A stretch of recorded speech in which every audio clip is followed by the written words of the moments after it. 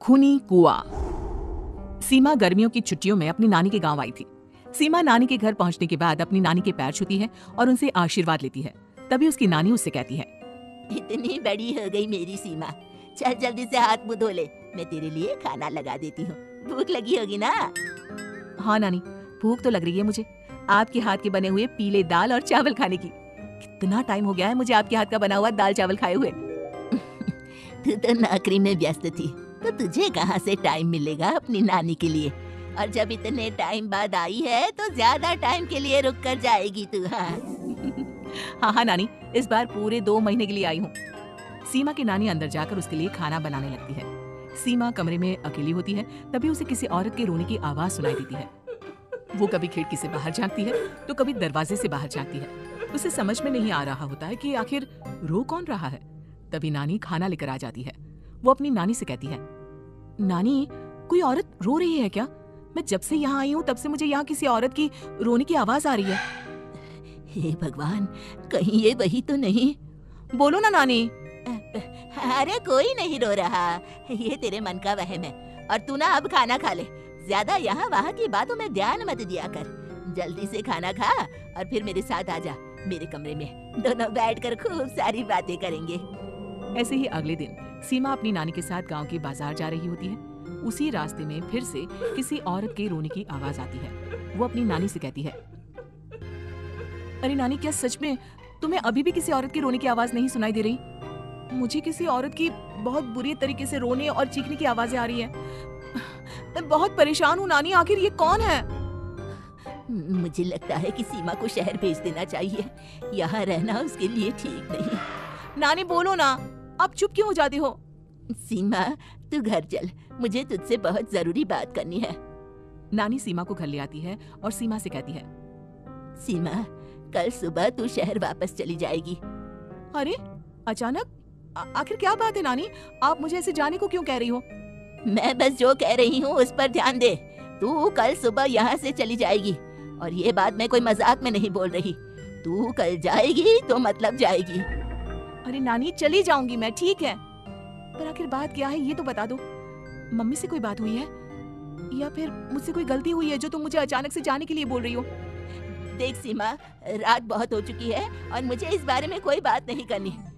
चल, अब चल के मेरे साथ सो जा, सुबह की बस पकड़कर तुझे शहर भी तो जाना है।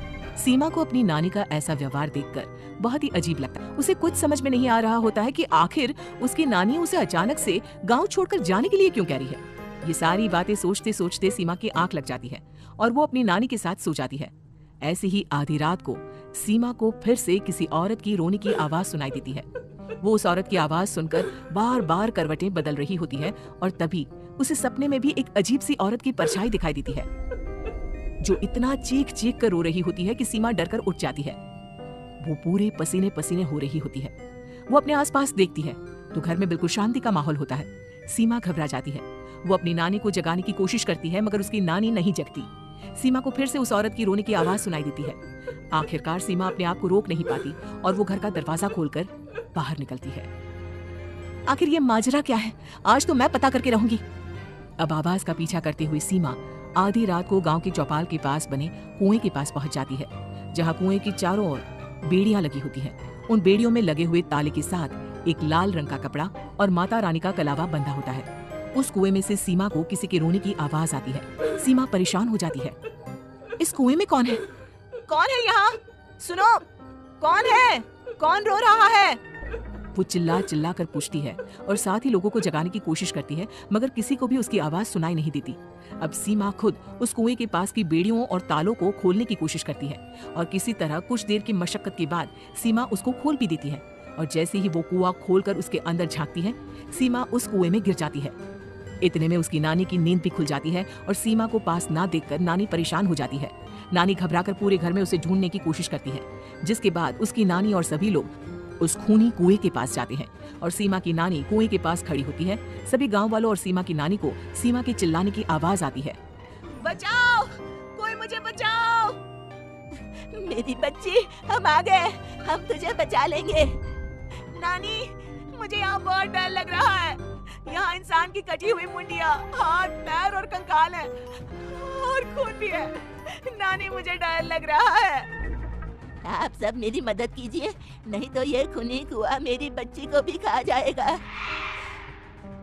अरे मुझे तो ये समझ में नहीं आ रहा कि आखिर इस खूनी कुएं को खोला किसने। सालों पहले इसको इतनी मुश्किलों के बाद तांत्रिक बाबा ने बंद किया था।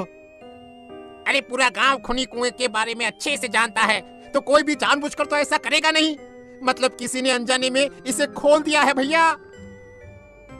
सीमा को इस बारे में मालूम नहीं था, और जब से वो यहाँ आई थी तभी से उसे किसी औरत के रोने की आवाजें भी सुनाई दे रही थी।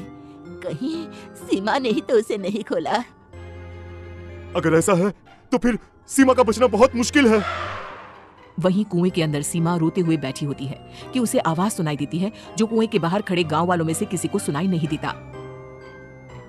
आज सालों के बाद मुझे ताजा खून मिलेगा। तेरा खून पीकर आज मैं अपनी प्यास बुझाऊंगा। कौन है? कौन है? मत मारो प्लीज, मुझे जाने दो प्लीज। मैंने किसी का क्या बिगाड़ा है? वो तुझे मरने के बाद पता चल ही जाएगा। जितने में गांव वाले और सीमा की नानी कुछ सोच पाते, उतने में उन्हें सीमा के चिल्लाने की आवाज आती है और अगले ही पल सब शांत हो जाता है। क्या हुआ? सीमा, मेरी बेटी।